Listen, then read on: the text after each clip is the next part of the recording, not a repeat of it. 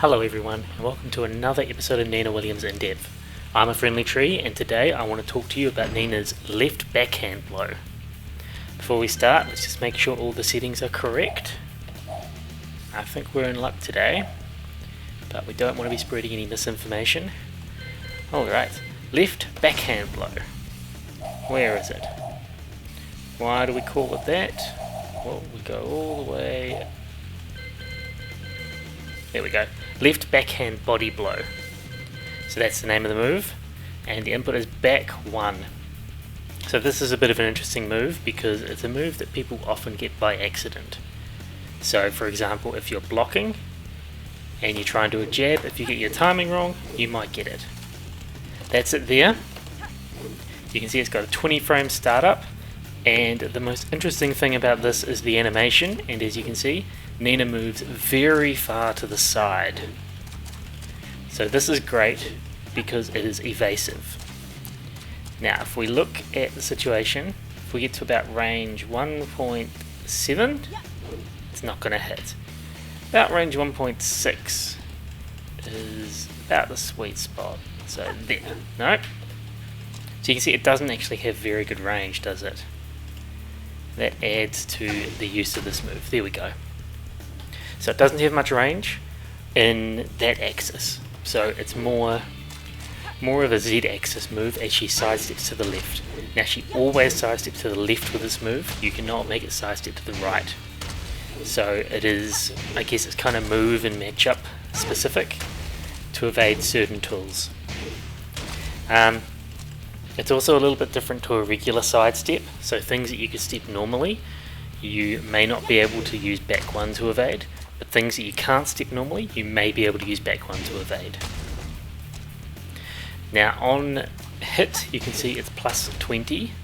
It's 20 frame startup with 2 active frames, so you can make it plus 21. And at plus 20, that means that we can get a guaranteed down 2-3.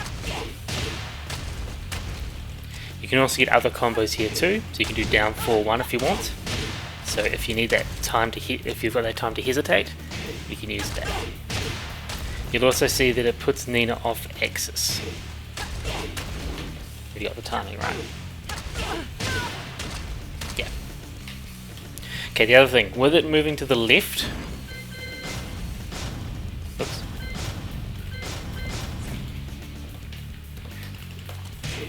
With it moving to the left, you can imagine people sidestep right, they sort of go with it.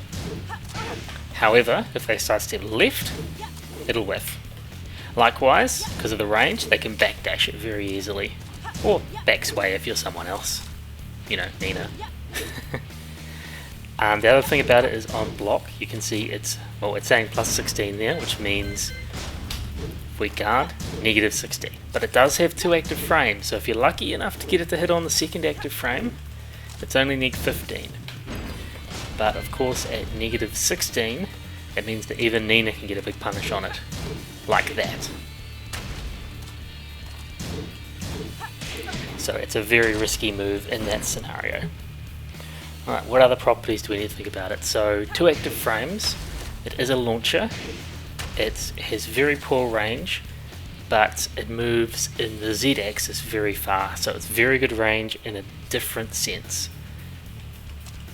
Alright, I think that's about all we need to talk about with the properties of this move.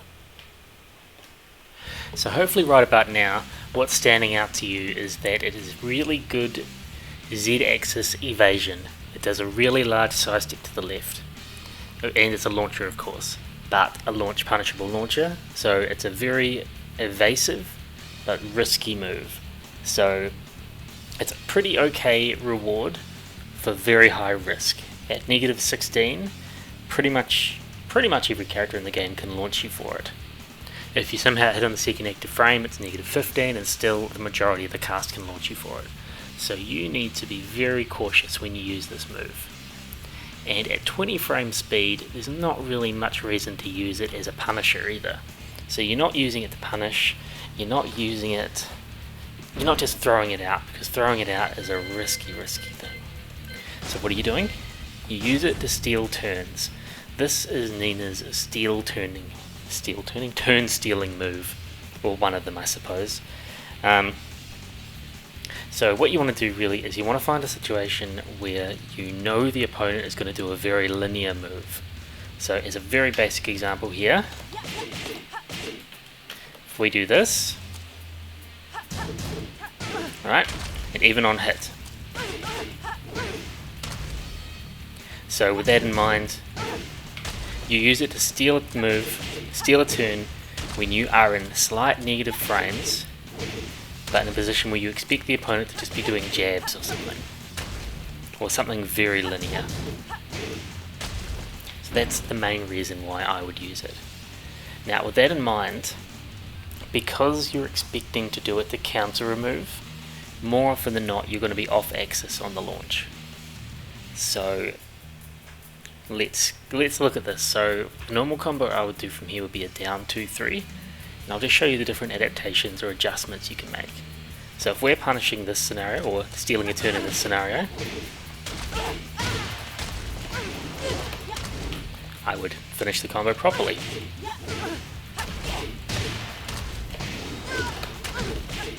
So that's a wall carry option.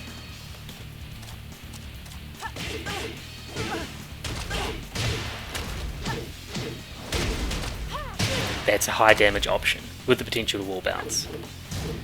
But now, there will be some moves, and depending on what you do evade, or the position of the opponent when you evade, you may be on a different axis. So for example, you may be more front on. And this is a big reason why I start with down 2-3, because it gives you the flexibility to confirm and do the appropriate combo. So, oh, sorry. Yeah, see, I'm good at this.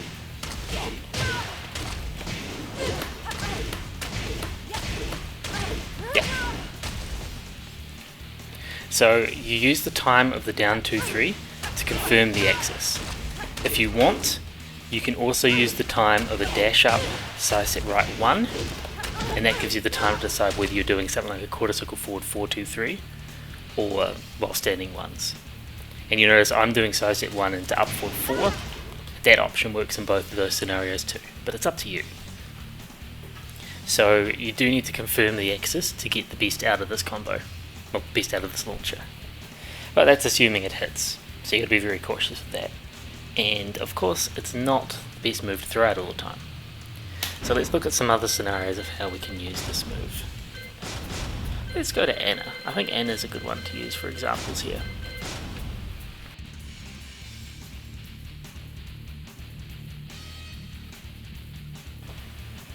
So I thought Anna would be a fun little example to do, simply because of this move. Now before I even do anything, I just want to point out it's not a good move to use against any female character. It's a 15 frame punish, but females... Oh, let's get the timing right.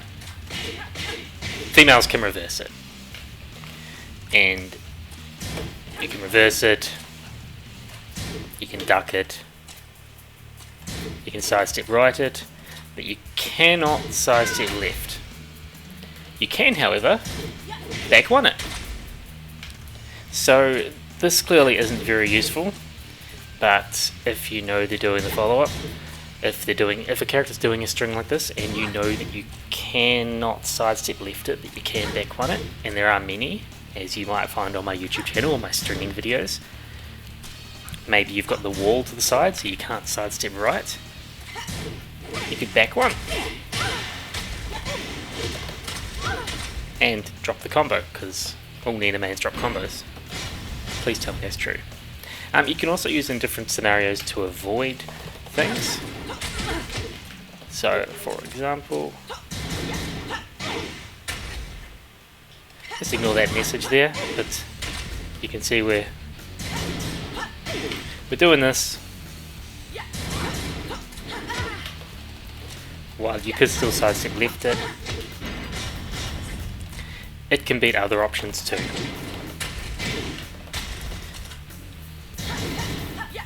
Yeah. So that's just a quick basic example. It's not going to beat everything there, but it can cover a lot of options, so you can sort of use it to option select in some cases. which is good to know.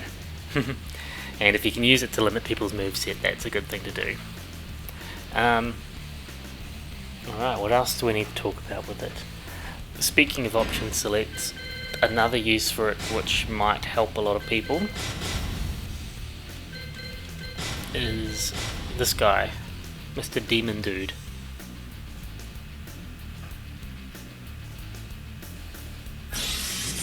So back one is a pretty easy option.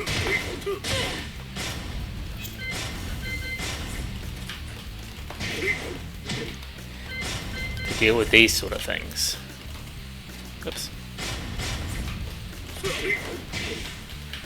Okay, so it's not going to give you a high reward, but if he's airborne, you can avoid pretty much every option from this. Once again, it's not optimal. I mean, a lot of these, you can do something like that, or even just sidestep left duck, or sidestep left back sway. But it's a quick option if you're hesitating that you can throw out, and you can just disarm something like a demon flip pretty easily. Yeah. So, that's about all I wanted to talk about from there. Okay, to summarise, Nina's back one, or left backhand body blow, is an evasive mid that is 20 to 21 frames, plus 20 to 21 on hit, which means it is a launcher, but it's also negative 16 or negative 15 on block. It will track an opponent if they're stepping with it, if they're stepping in the direction with it, but if they go in the opposite direction, then it'll completely whiff. Meaning you can sidestep left to avoid this move, but sidestep right will not work. It has pretty poor range, and in my personal opinion, it is more used as a turn stealing move. You would not use it as a punisher, you do not want to use it too frequently, but if you know the opponent is going to be using a linear move follow-up, or if you know there's a string in a situation where you are able to use this move, then this is when you can use it, or this is when you should use it. It can get you pretty high damage, it can get you wall carry, or it can get you the guaranteed OTG follow-up, but you need to be able to confirm the axis you're on when you're doing it, because the combos are going to vary depending on the axis you're on. Alright, and of course the move comes out all the time by accident when you're going from blocking to trying to jab. Anyway, that's my video on Nina's left backhand body blow. I hope you've all liked it. Thanks for checking out my content, and I'll catch you all next time. See ya. You win. What's done is done.